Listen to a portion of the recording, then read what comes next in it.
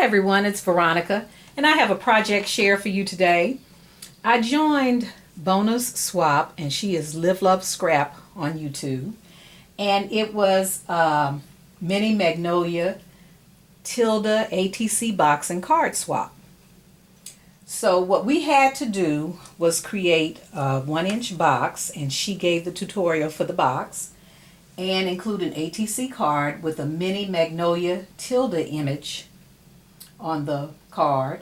And we also had to include metal, a sentiment, flowers, and lace, and also put our information on the back of the card.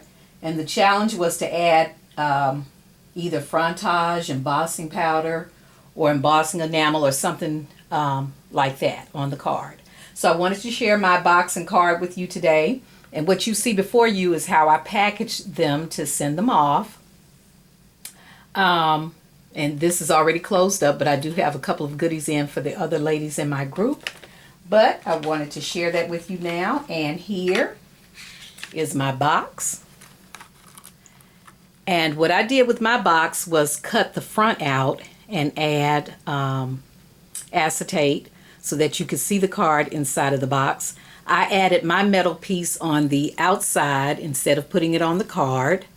And all of the flowers that you see on the front are Wild Orchid Crafts flowers, and I added this little bird. This is a piece of lace that I had in my stash. And also I added pearl trim at the top. I used an EK Success punch and punched out this piece and added that to the top of the box. And on the back side, to cover that raw edge from the punched piece, I added some flatback pearls. This paper is K & Company. It was a double-sided paper, and hopefully you can see the inside of the box. I also added stickles to the flowers. And here is my ATC card. I can zoom in. Guess I'm already in. Nope. There we go. Okay. The image that I used is Tilda with 2 rosettes. I cut a rose from the cricket, using the cricket rather. Added some lace that I had in my stash down the middle.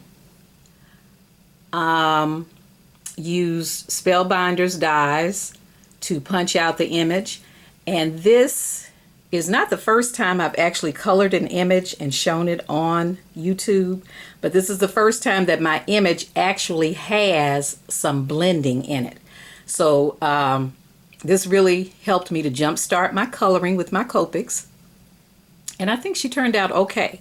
Of course, practice, practice, practice. Practice does not make perfect, because there is no perfection. Practice makes for improvement. So the more I practice, the better I'll get.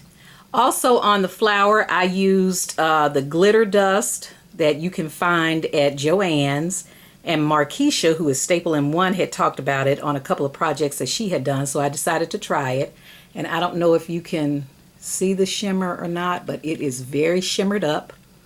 And I do not know what company did this sentiment, Embrace Happiness, but that was the one that I used. And I just cut a piece of cardstock and inked the edges of the sentiment and the Spellbinders die with some Prima chalk. And this is an I Am Roses flower. I also put stickles on her shoes, on the flower, and the bows in her hair. And on the back side, I added a Sizzix envelope, and it has my information on the inside of it. So that is my ATC card in my box, and let me put it in the box so you can see what it looks like.